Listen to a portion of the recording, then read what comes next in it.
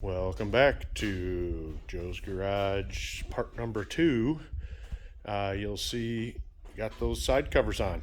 Boy, they turned out good. Yeah, the new old stock decals were a little tricky. They kind of stuck to the paper a little bit, but I think overall they turned out pretty good, and they sure look a lot better than the old ones.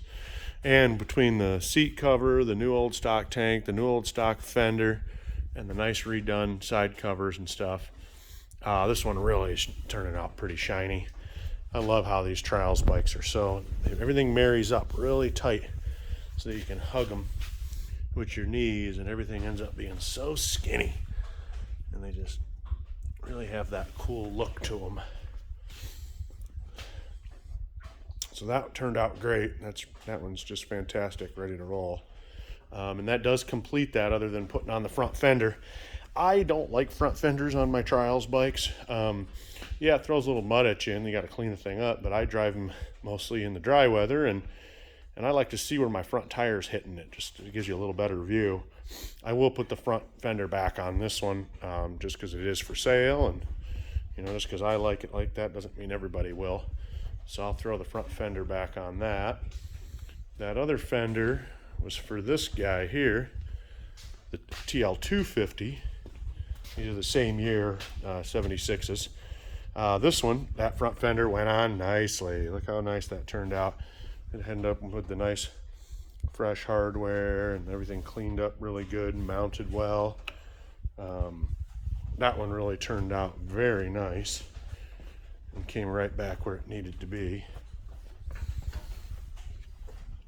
And man, the color really matches up perfect. I mean, it's just Krylon metallic silver, but boy, it matches up perfect.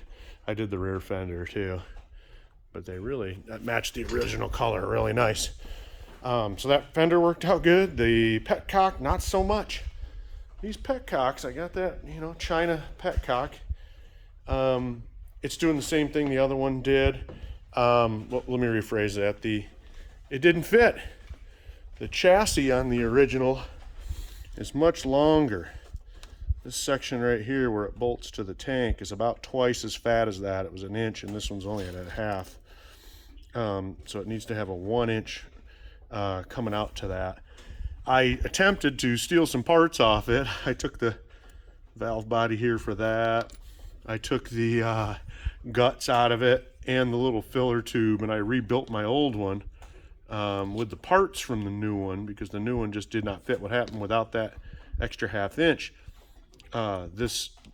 where the switch is, would bang up against the tank, and it wouldn't even go on there. You were literally a whole 1/2 inch off. So I stole the guts and I tried to rebuild the existing one, and that did not work. So I mean, that's what you get when you're from China for $9.99. It'll say it's the right part number, and lo and behold, this is probably for a different motorcycle altogether.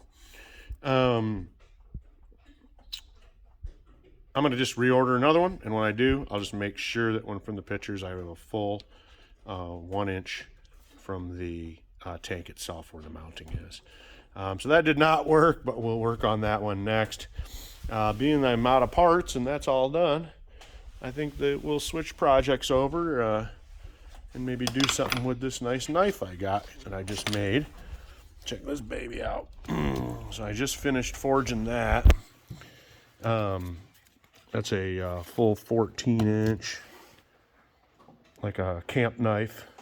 Camp bowie is what I call that style blade. And that's a Coca-Cola handle. That turned out pretty nice. And it really does fit good in the hand.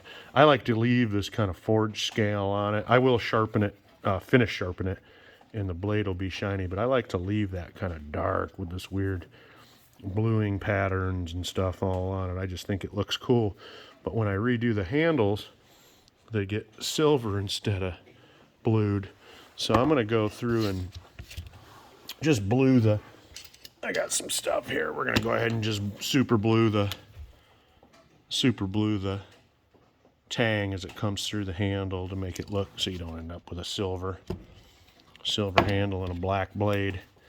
It also is kind of cool too, like, you know, it reduces any shine and stuff like that on it. I want to make it nice and dark and stealthy. So we're going to blue that handle up and see how that turns out. And that'll make Sunday's show.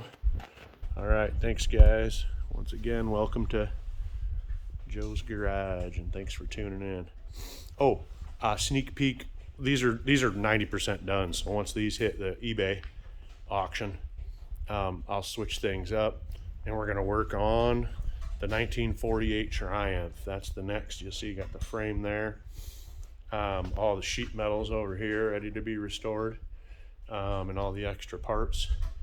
Quite the bin down there, so that'll be all ready to go. And the motors over here in the parts washer, marinating, getting ready to go. Motor and trans are right here, so that'll be in the carb on this thing. That'll be a learning experience here. I've never dealt with one of these. It looks like a Minconi, but anyways, yep, I'll work on that one, and that'll be a little sneak peek on the next episode here of Joe's Garage.